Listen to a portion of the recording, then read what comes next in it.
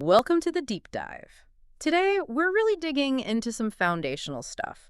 A huge pile of sources, actually, that take us right back to the beginnings of the Greek world. Hmm. Specifically, that moment when things shift, when history stops being purely about myths and gods, and, well, people start trying to figure it out for themselves. Right. It's this huge pivot from, epic tales where divine will runs the show to something much more like systematic investigation, political analysis even. So that's our mission today. Yeah. Trace that transition from Homer's world to the, let's say, more critical world of early historians. Exactly. And it's a fascinating contrast you see in the texts. We're moving from Achilles' rage-shaping events, that kind of individual heroic drive, Yeah. to the hard numbers, Athenian finance and military logistics. It's a different mindset entirely. And what's key is how the Greeks started defining themselves, their identity.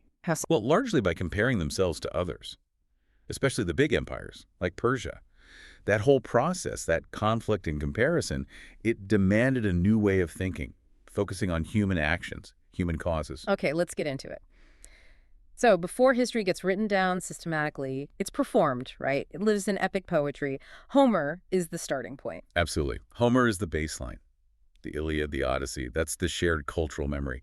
Everything that comes later is, in some way, responding to or measured against this heroic world. A world where the main goal seems to be kleos, glory. Undying glory, yeah. Okay. And you earn it through these very specific, often spectacular individual acts on the battlefield. It's highly personal. And the sources, Homer's text, they're almost obsessive about the details, the physical stuff. Yeah. The equipment, the armor, it gives you such a vivid picture. It really does. Take Paris getting ready for battle. The description is meticulous. Right, like the greaves on his shins, not just tied on, but fastened with silver clasps. Silver clasps. And he's wearing his brother Lycaon's breastplate, carrying a bronze sword, but it's inlaid with silver.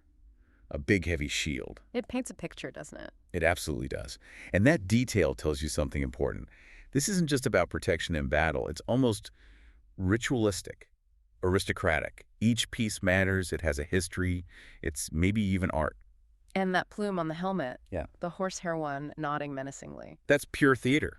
It's about presence, intimidation, making a statement on the battlefield. It's performance as much as warfare. And actually chasing after these legendary items, that becomes a huge motivator in itself. We see that with Hector, right, when he's charging. Oh, absolutely. Hector isn't just fighting for Troy or for territory in that moment. He's literally talking to his horses, Xanthus, Podargus, Aethon, And Lanthus, they're urging them on. urging them to pay him back for the care his wife, Andromache, gives them. And the detail there is amazing. She feeds them first, before him. Yes.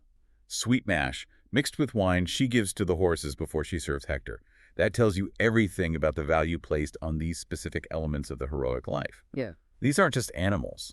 They're partners in achieving glory. Incredible. And the prize Hector wants if they succeed. It's not just generic loot. No, it's very specific. He wants Nestor's shield pamus, gold reinforced, and Diomedes' corselet, The one made by a god. the one supposedly forged by Hephaestus himself. So the spoils of war are directly linked to divine craftsmanship, to legendary status.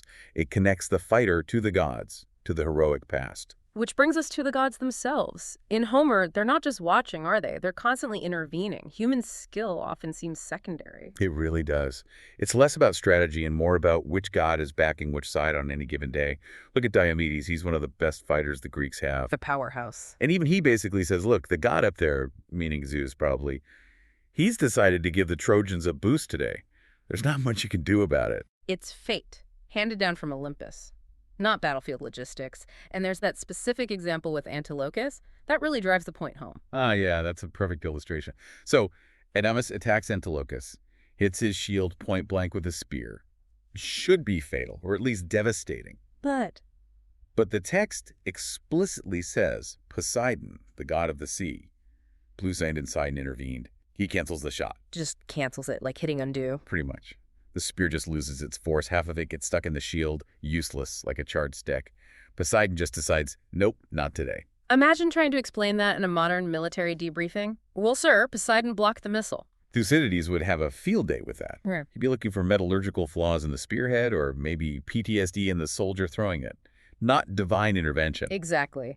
The cause is external, miraculous. It's outside human reason. That's the world picture the later Greeks are starting from. Now, if we shift from the Iliad's big battles to the Odyssey, The focus changes a bit, doesn't it?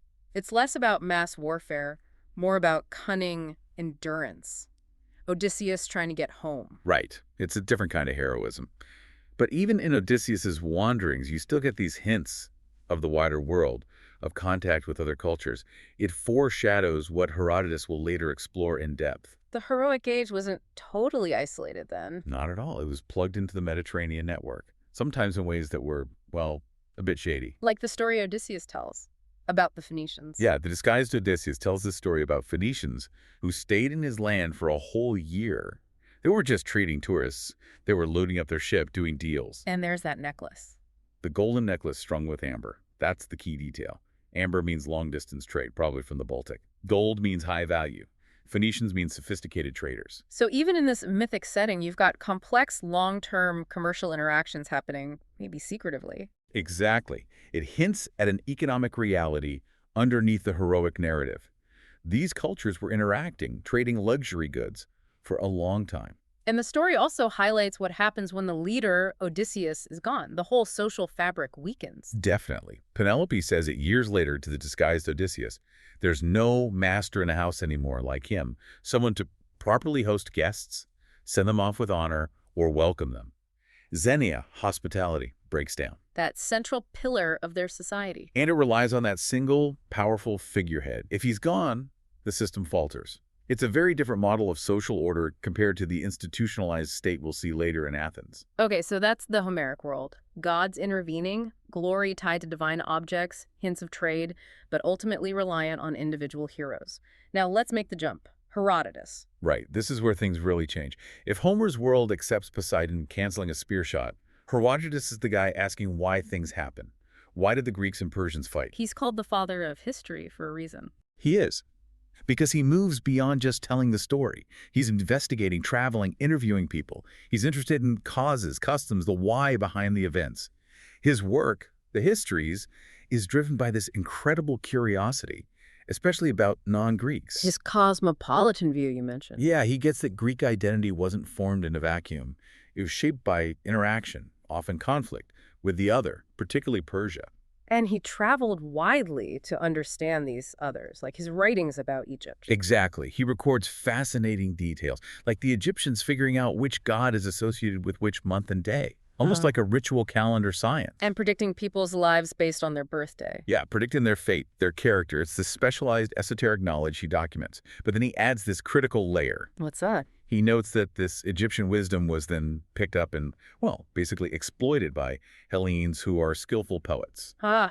So he's not just reporting, he's analyzing the flow of information, the cultural borrowing, and maybe even the entrepreneurial spirit of Greek poets. Precisely. He's looking at the intellectual economy, how knowledge moves, how it's adapted, maybe even monetized through skillful poetry. It shows his critical thinking. He's investigating motives. And this curiosity plays out against the backdrop of the Persian Wars. He doesn't shy away from the messy political realities, does he? Not at all. He dives right into the complexities, especially to the fact that not all Greeks were united. Yeah. He meticulously documents that the Ionians' fellow Greeks provided 100 ships for Xerxes' invasion force. 100 ships fighting against other Greeks. It shatters any simple us versus them narrative. These Ionians were caught in the middle, probably paying tribute to Athens, definitely subjects of Persia. It's complicated. Realpolitik intruding on ethnic solidarity. Which must have been a major headache for the Persians. A huge one. Artabanos, Xerxes' advisor, explicitly warns him about it. Can we really trust the Ionians to fight their own mother city, Athens? That doubt, that mistrust, Themistocles plays on that, right? Brilliantly. This is where you see the shift in tactics. No divine intervention needed.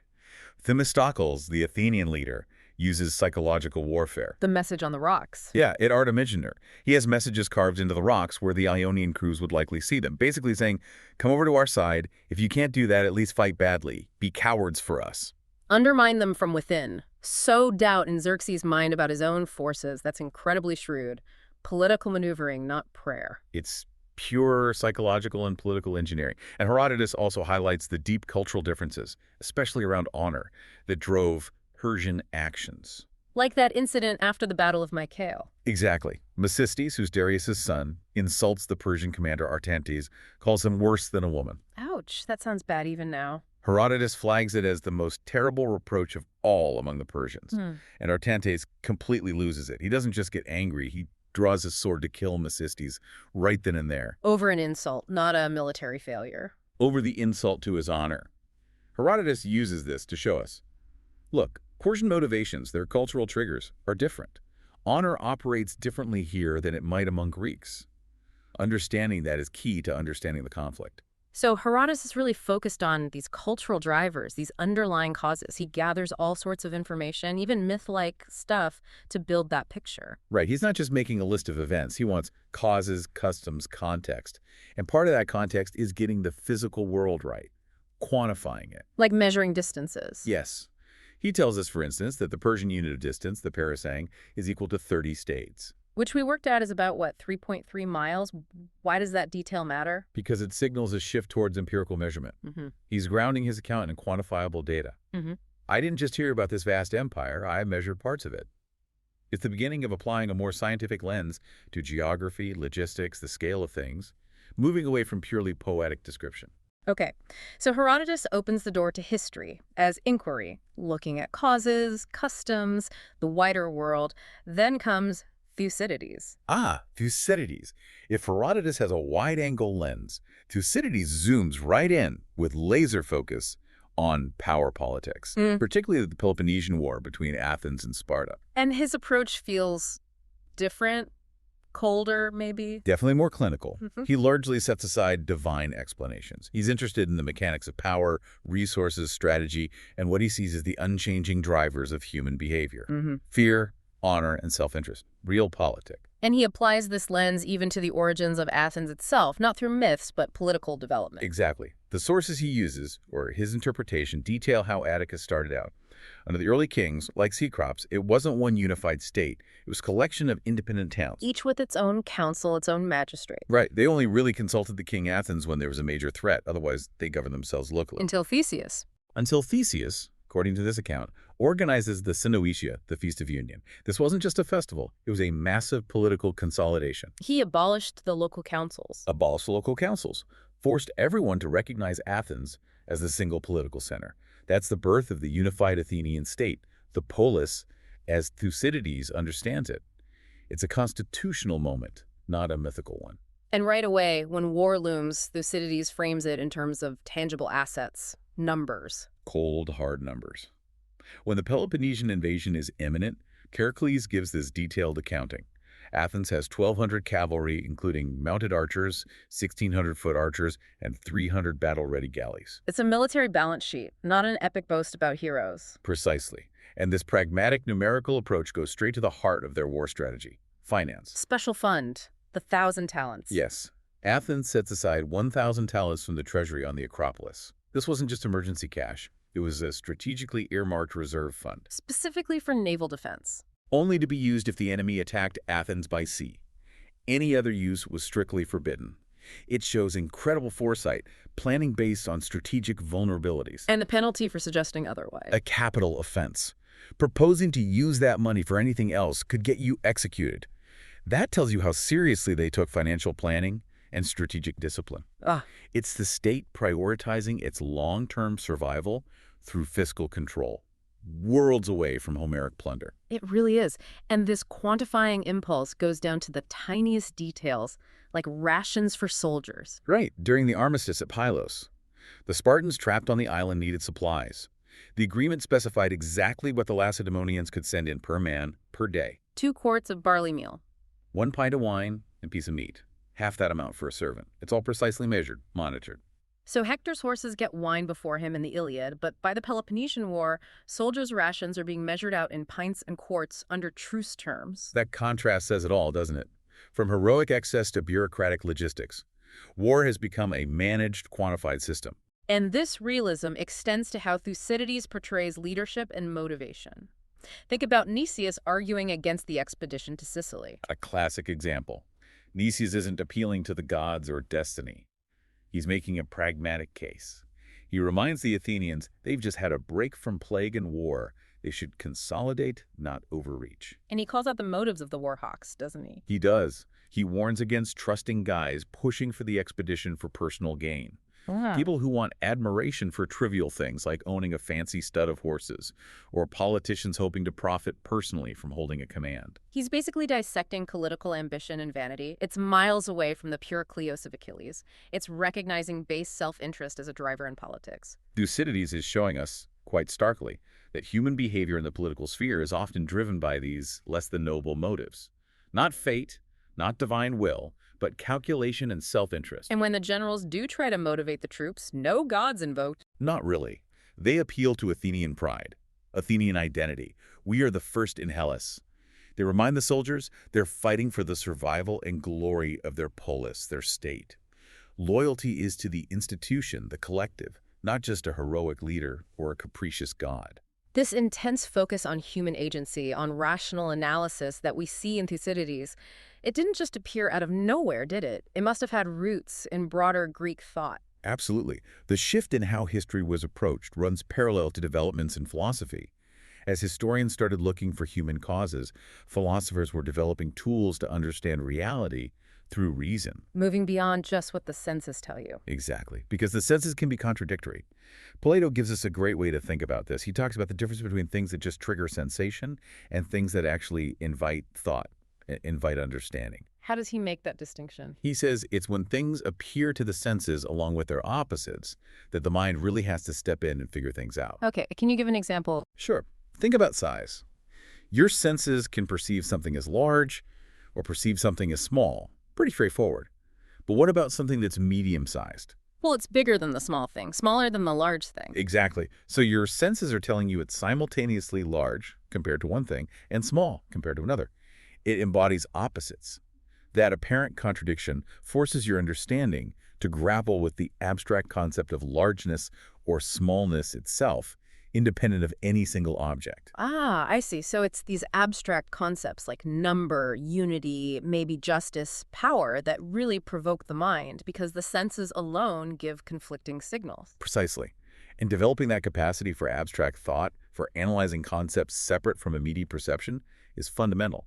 It's the kind of intellectual toolkit Thucydides uses to analyze abstract forces like power or fear or self-interest as drivers of histories, moving beyond just individual actions. And this focus on the mind, on reason, on making choices, it connects to later ideas about freedom, doesn't it? It really does. You can trace a line. Think about Descartes, much later, but deeply influenced by Greek thought. How does he fit in? Well, Descartes makes this sharp distinction between the mind, the intellectual nature, and the body, the corporeal nature.